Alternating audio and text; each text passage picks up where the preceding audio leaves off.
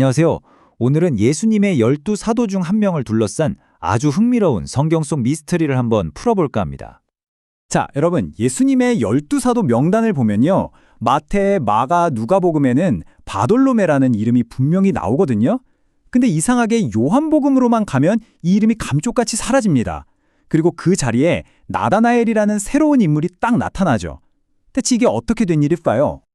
이 수수께끼를 풀기 위해서 우리가 먼저 성경 속에 탐정이 되어서 이름 자체에 숨겨진 단서부터 한번 찾아보겠습니다.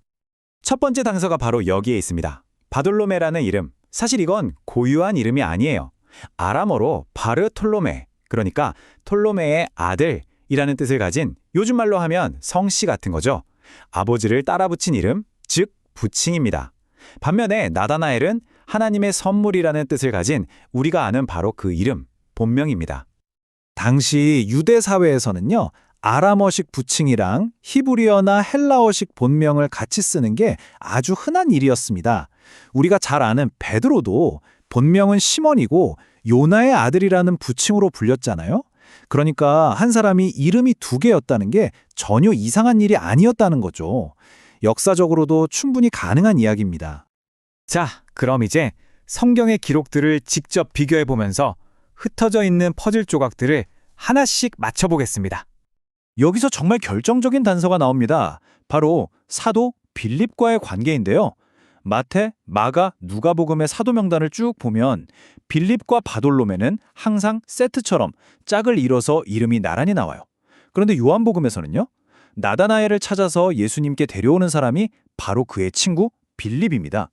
이거 정말 흥미로운 우연의 일치 아닐까요? 자, 이 표를 보시면 모든 게 명확해집니다. 한번 보세요. 마태, 마가, 누가복음에서 항상 빌립 바로 다음에 나왔던 이름이 누구였죠? 바돌로메였죠. 그런데 요한복음에서는 바로 그 자리를 나다나엘이 완벽하게 채우고 있는 걸 볼 수 있습니다. 빌립이라는 공통 분모를 통해서 이 두 이름이 결국 한 사람을 가리키고 있다는 게 정말 분명해지는 순간입니다. 네, 드디어 결론입니다. 오랫동안 교회가 믿어온 것처럼 바돌로메는 그의 성씨, 즉 부칭이었고 나다나엘은 그의 본명이었습니다. 결국 두 이름은 한 사람을 가리키는 거였죠. 미스테리가 풀렸네요. 자, 이제 그가 누구인가라는 질문에서 한 걸음 더 나아가서 나다나엘이 예수님을 만나는 그 깊고 놀라운 이야기, 그의 이야기가 왜 중요한가라는 질문으로 넘어가 보겠습니다. 나다나엘은 처음에 빌립이 메시아를 만났다고 했을 때 나사렛에서 무슨 선한 게 나오겠냐? 며 굉장히 회의적인 반응을 보여요. 근데 이건 그냥 시골 동네 무시하는 그런 단순한 지역 감정이 아니었습니다. 메시아는 베들레헴에서 태어날 거라는 구약의 예언을 잘 알고 있었기 때문에 나온 아주 신학적인 의문이었던 거죠. 그만큼 그는 성경의 진심이었던 겁니다. 그런데 놀랍게도 예수님은 그런 나다나엘을 보자마자 엄청난 칭찬을 하십니다. 참 이스라엘 사람이다. 그 속에 간사함이 없다고요. 여기서 간사함이 없다는 말은요, 속이는 자라는 뜻의 이름을 가졌던 이스라엘의 조상 야곱과 딱 대조를 이루는 표현이에요. 나다나엘이야말로 진실한 마음으로 메시아를 기다려온 사람이라는 걸 예수님이 단번에 알아보신 거죠. 그리고 바로 이 한마디, 예수님의 이 한마디가 나다나엘의 모든 의심과 편견을 완전히 무너뜨려 버립니다. 네가 무화과나무 아래 있을 때 내가 보았다. 과연 이 말에 어떤 엄청난 의미가 담겨 있었던 걸까요? 핵심은 바로 이것입니다. 당시 유대인들에게 무화과나무 아래라는 공간은요, 단순히 나무 밑이 아니라 아무도 보지 않는 곳에서 혼자 조용히 하나님을 만나고 율법을 묵상하며 기도하는 가장 은밀하고도 경건한 시간을 상징하는 장소였어요. 그러니까 예수님은 나다나엘의 물리적인 위치를 본 게 아니라 그의 가장 깊은 영혼의 상태, 그 신실한 마음을 초자연적으로 꿰뚫어 보신 겁니다. 자신의 가장 깊은 내면을 꿰뚫어 보시는 예수님의 그 신적인 통찰력에 나다나엘의 반응은 정말 즉각적이고 또 폭발적이었습니다. 보세요. 방금 전까지 회의론자였던 사람이 완전히 돌아서서 이런 고백을 합니다. 당신은 하나님의 아들이시고 이스라엘의 왕이십니다. 이 고백은요, 요한복음 전체에서 제자가 예수님의 정체성에 대해 한 최초의 완전한 선언이었어요. 앞으로 요한복음이 차근차근 밝혀나갈 예수님의 모든 것을 그는 이 첫 만남에서 단번에 알아본 거죠. 이 두 개의 칭호가 정말 중요합니다. 하나님의 아들이라는 고백은 예수님의 신성, 그 신적인 본성을 인정한 거고요.